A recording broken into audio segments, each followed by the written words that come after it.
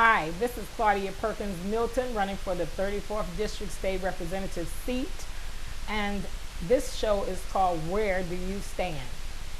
Today I have special guest on the phone, Mr. Robert Cornelius Williams, who is the president of Unity for Justice for the UAW and also the UAW Black Caucus. To my right, I have Jolena Freeman, an activist in the city of Flint and with the Democracy Defense League. And I have Mr. Richard Jones, an activist as well. Today, we're going to talk about some truths. Sometimes it's very hard for people to accept the truth. But in the scriptures, it says, when you tell the truth, it shall make you free. And so today, I want to start off by talking about organized labor and the UAW. The UAW is where I grew up in my adult life. I did almost 40 years in the UAW.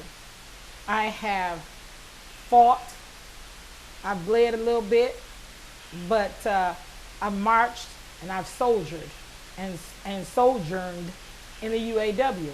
I have been with some of the biggest people that run this country.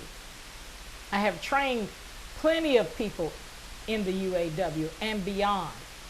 I have worked under some of the biggest national figures in the world. People like Owen Bieber, Dick Shoemaker, Bob King, Steve Yokich in the UAW, national presidents. I have trained many officers in the UAW. There are a lot of dignitaries right now that have had to come through my office in order to get elected. And why? Because I commanded 13,000 votes when I ran the Delphi plants, which originally was AC Spark Plugs, on Dort Highway, Averill, and Center Road in Flint. Now, I tell you all this for a reason. I led 10 major strikes, been hit with tear gas on picket lines. I have trained. I have campaigned for so many, like the Kildees, the Cherries, so on and so forth, judges, lawyers, and Indian chiefs. And so I still pay union dues as a retiree. And I say all this because I'm very upset with organized labor and the UAW.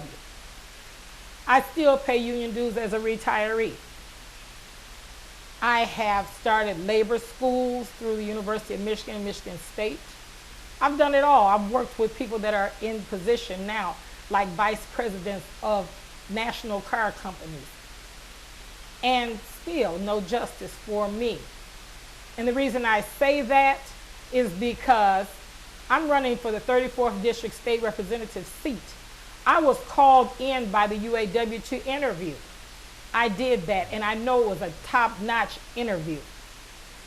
There are 5 other candidates in the race that I'm in. None of them, not one, have the credentials that I have. None of them have paid the dues that I have and am still paying. However, at the end of the day, I find out nobody had enough respect to call me or send me any notification that they had endorsed somebody who was a non-union member who has done absolutely nothing, absolutely nothing, who is a licensed beautician. Her resume would have business owner, and personally I'm not knocking her, but professionally I am telling the truth. Telling the truth. You're telling the truth. So, I'm very appalled with the UAW and organized labor. And I say organized labor because before the ink was dry on the list that for the candidates that signed up, AFSCME had already endorsed Miss Cynthia Neely. She has not attended one forum that we've had for Meet the Candidates. She has not had the respect for the community to tell them what her platform is or to speak on the issues, pro or con. And as I say, this is not a slam at her, but this is the truth. And also, I have been loyal to the UAW and organized labor, not just to the UAW, but to organized labor. And I've worked in many capacities, for the AFL-CIO. I've been on the stage with the late greats like Dorothy Height. I've been on the stage with Maxine Waters. I've been on the stage with a bunch of people that are at the George Meany Labor School.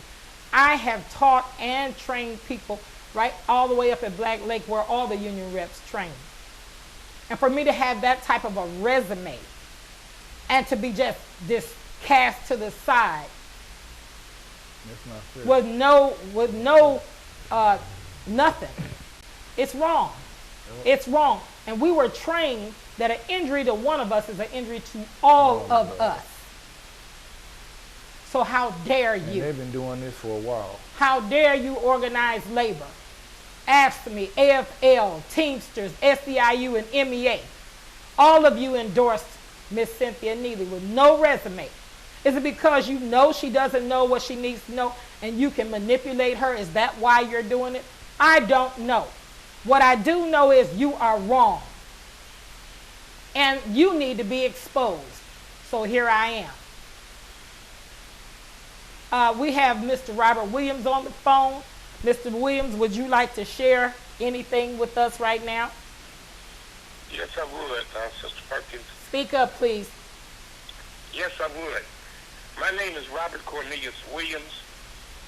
I am the president of UAW Unity for Justice Black Caucus that my father started. My father started what they called the Fair Employment Practice Committee in the early 50s with John Hightower, Percy Duncan, James Cap Wheeler, Floyd J. McCree, Edgar Hope, and I was trained up under these guys. I have been a member of UAW since I was 17 years old. I graduated from Northwestern and got hired into the foundry. When I worked in there, I found out that union people are like family. We were supposed to stick together, pray together, work together, and help each other. I am very disappointed with the UAW's leadership in picking someone who's not union and for going against someone that's paying union dues. We have got to figure out which way we're going to go when we vote for somebody. I can love somebody all I want to, but when it comes to picking them for a position, we have to examine what have they done for us lately. What have they done when we did the March to Lansing to bring the jobs back to Flint? Folks, if you can remember, I led a march, the only march, to Lansing about turning the jobs around and bringing them back. It was called the American Dream Rally. Pastor Urandi Knox, all the pastors at Flint supported me with the motorcycles and the school buses. Flint Community Schools, we love you. We could not have pulled this off if it hadn't been for everybody coming together. Claudia, I applaud you for standing up doing what's right. The things Claudia has said is the truth. Claudia has been the only bargaining leader, female, in the United States. I am very proud of this young woman because she's making us stand on what we taught her. To stand for what's right for middle class people. We need that in Lansing. We've got lead water in our systems. I'm a victim of that. I feel in my heart that if we're going to be UAW, we got to support UAW. We got to get our schools back. We got to get our kids taught. And we got to teach our people in the plant and out the plant what the union is all about. And I am very disappointed on union leadership because they should have asked the people in the union, which way should we go on this? Should we be quiet and don't support no one? Or do we go out and support our union brothers and sisters? Amen. So, Claudia, I'm just willing to go on the air and say that the UAW run the city of Flint, we wouldn't have nothing.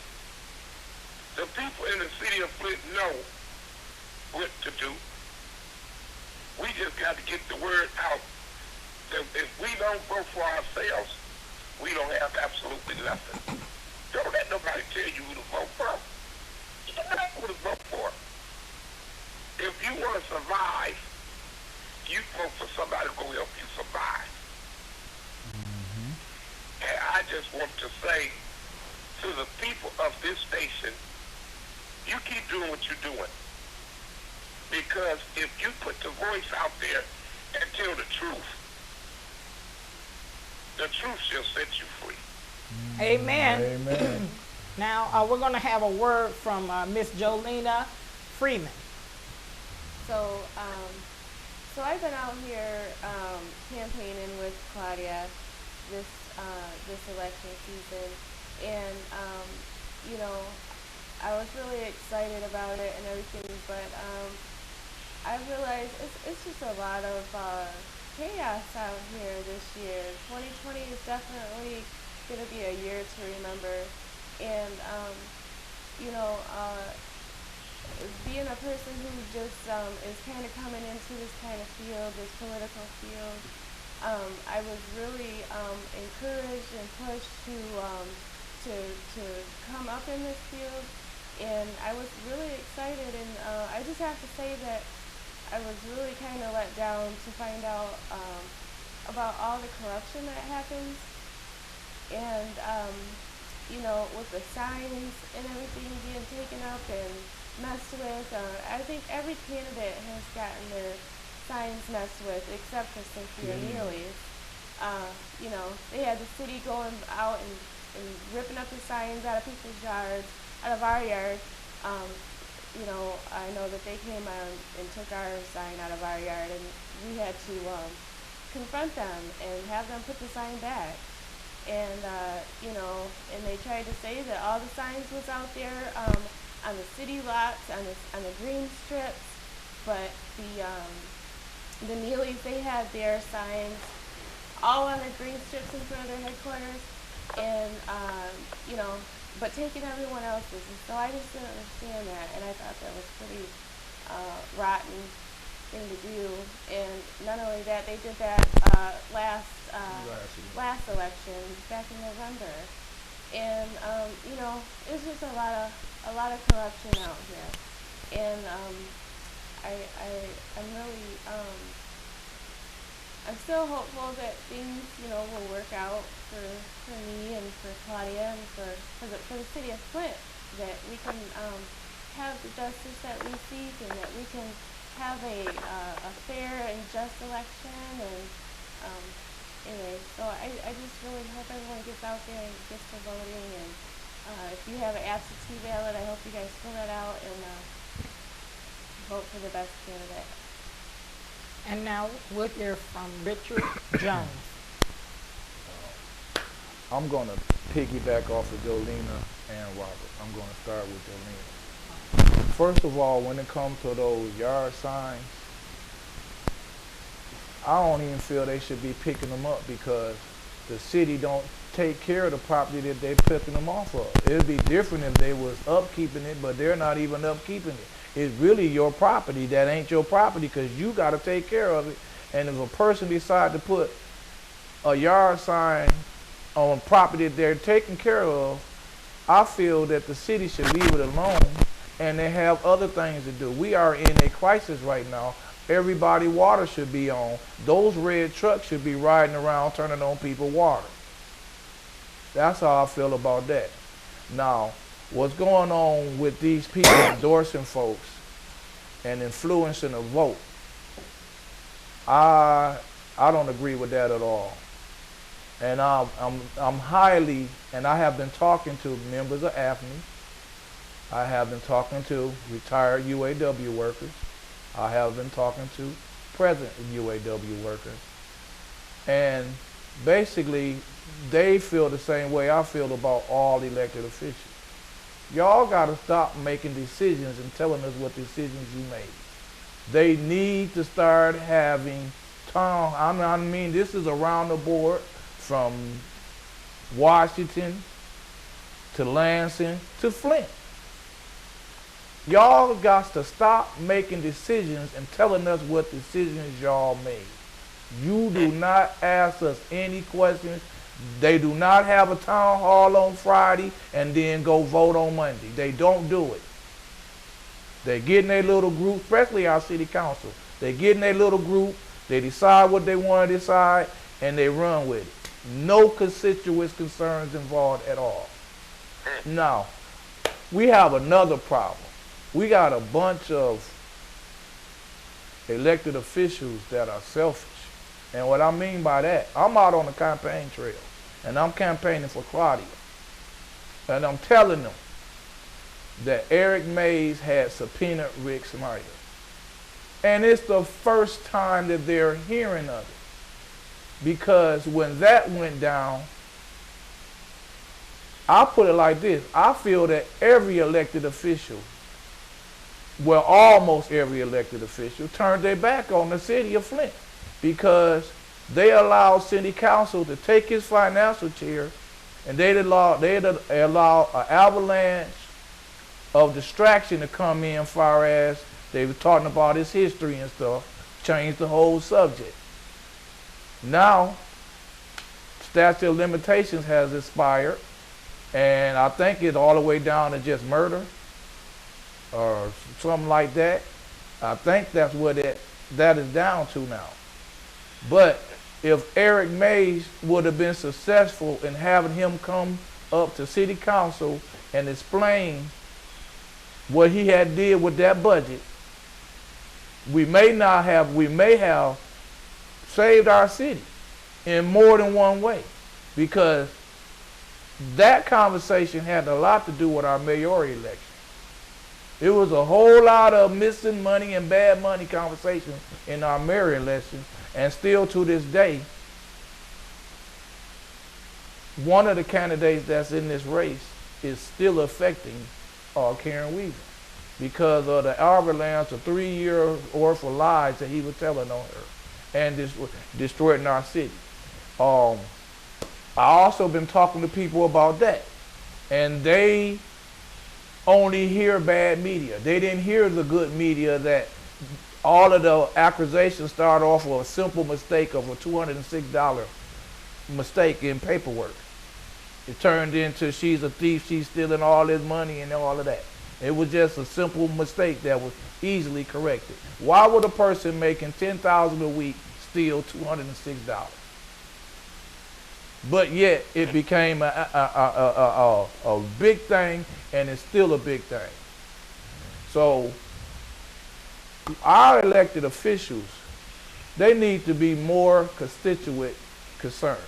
And if your if your elected official, the person that you are behind, is not communicating with you, then we need to get rid of them. And we really need to get rid of the one. Then when you go to talk to them about getting something done, they throw a red tape conversation up in your face and not get it done. Or they do what our mayor do, tell you what you want to hear and keep moving. We got to change. We got to change. It's time for a change. And that's the reason why I'm with Claudia Perkins, because I know that she's going to keep her ear to the ground, and she's going to talk to us, and she's going to listen to us. And transparency is missing all around the board in Michigan. I want to say that I love the union. I do. I am union. I know what real union is supposed to be about. And I don't see the union that I was raised up in. I do not.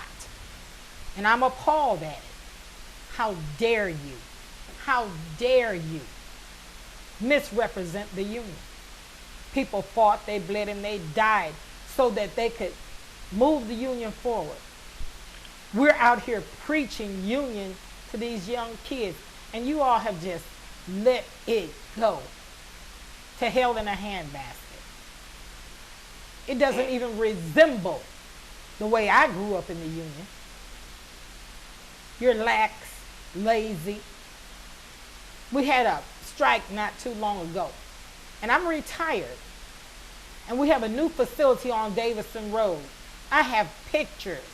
I went out there and I trained each gate. I took the Democracy Defense League with me. There were days there was nobody on the gates over there. Oh, where were they? They were all on the gates for 659. You know why? Because that's where the press was, or so they thought. Come on.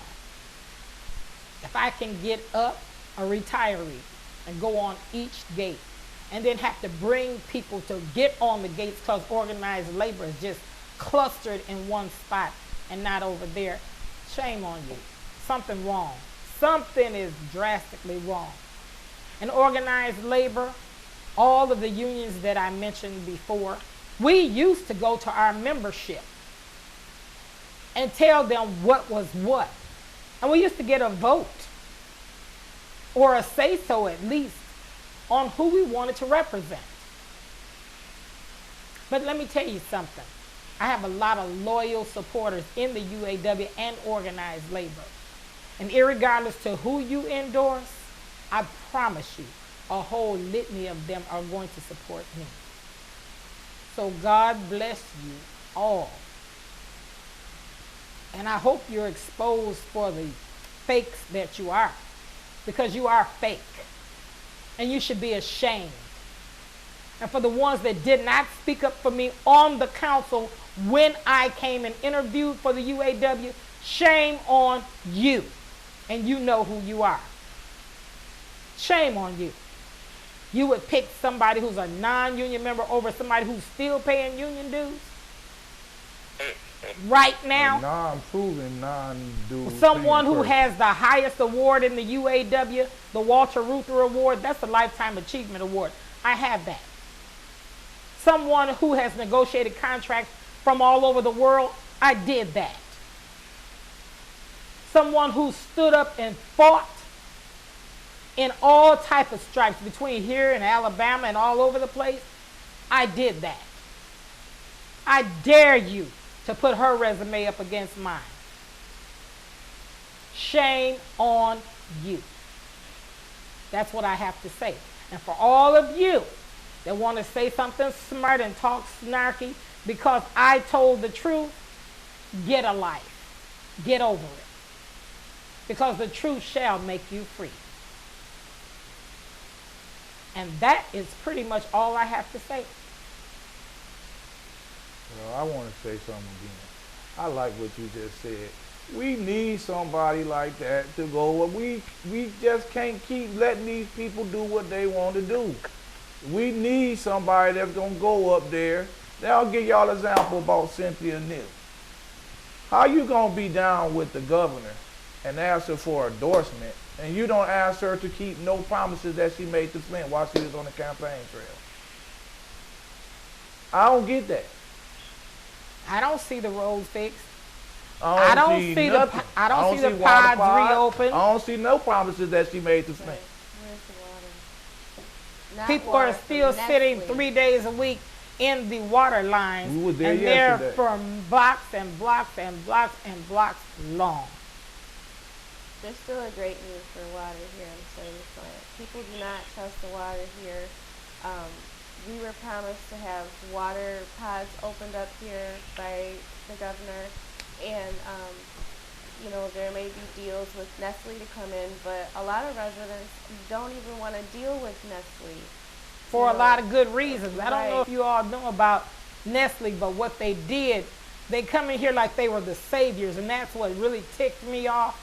They went out to Dorr Highway to Mother Jones and Bishop Jones, and I think they pulled the wool over their eyes because Nestle pays a lousy $200 for a permit to pump 450,000 gallons of water out of our Great Lakes continuously. A day.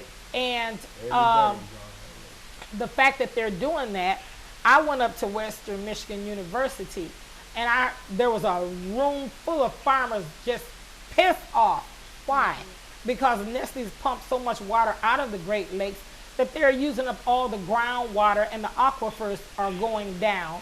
And so they don't have enough groundwater to plant their crops. And they're rebottling our water, not leaving anything in our community, and they're selling it all over the world, and they're getting millions off of it. And that's why we were against Nestle, if you really want to know the truth. But see, people like me, a grassroots person, we investigate that sort of thing. I'm with the Democracy Defense League, headed up by Claire McClinton. And we are boots on the ground. Dr. Laura Sullivan, Vicki Marks, Bethany Hazard, Jolena Freeman, and more. There are many more. Bishop Jefferson, just so many of us. And we're boots on the ground. We have gone all the way to Washington, D.C., and we have fought in and on the Hill. We did that. And when we left Washington, D.C., they cut $170 million loose for the city of Flint. Were you aware that a lot of our water money went to remodel the YWCA in Lansing? Were you aware that they used our money to renovate the Capitol Theater? I'm talking there are people in this city who don't have their water on, at least 200 people that we know of. There's a list. What is the mayor doing about that? And if he was as concerned with this city as he is with putting signs out for his wife on company time, we would have this place turned around. Ms. Claudia, what? Can I ask you a question? Yes. Do you think you're running against Sheldon Neely No, or Sheldon I Neely's am not. wife? Every candidate in the 34th District State Representative's race is running against Mayor Neely, not Cynthia. That's right. Not Cynthia. That's right. And the reason I say that, he's the one that's out and visible. He's the one that speaks. She has said nothing. And let me say too that I can remember back, it was a couple years ago when we went, when the Democracy Defense League took all the people from, all the residents from here in Flint and others who wanted to come. We went down to Lansing, to the Capitol, and we went in there and we did an action to ask them and demand, not ask, but to demand that they open the water pods. And while we were down there, Sheldon Neely approached us as a group and laughed at us as if, you know, why are we there? We shouldn't even be there. We better hope the police don't catch us. And to get out because he didn't want us to make him look bad. Right. That was what he said. And he was not there for us. You know what I'm saying? He did not support us, and all we were doing was trying to fight to keep the water pods open because Flint residents do not trust this water. This water is not fit to drink. It's not fit to bathe in. It ain't fit to cook with. And it's been 6 years and counting. And, you know, and he was one of the ones that said that the water was okay to drink. And to switch. And to switch. Right. And so. And he don't want Snyder charged. Oh, and he did not want Mr. Snyder charged. Right. He was asked that question on several occasions. Yes. He was asked that no, back in he didn't think he should be charged. On a show called Off the Record. It's on YouTube right now. And he was asked why he didn't want to sign the petition to recall Snyder. And he really didn't want to give his opinion on that, but he ended up saying that he stood with the people of the state. And as far as I know, I'm not the people of the state. I am fighting against the state. The state is who, you know, helped to poison us, and that's who Neely seemed to have chose to stand with. So. Well, all I can say is this. I love Flint residents. I love the city of Flint. I want Flint to have a makeover. I want that north end of Flint and the east side to look like downtown. Why is that so hard? That's what I want and that's what I expect. So if the Lord blesses me to win the 34th district seat, I'm going to be fighting for that end. So God bless you all. And I hope that you'll listen to what we said. Get to the polls. Get to the polls. Get to the polls. Either by... Vote on your absentee ballot. You remember, your vote is your voice. Absolutely. God bless you. God bless you all.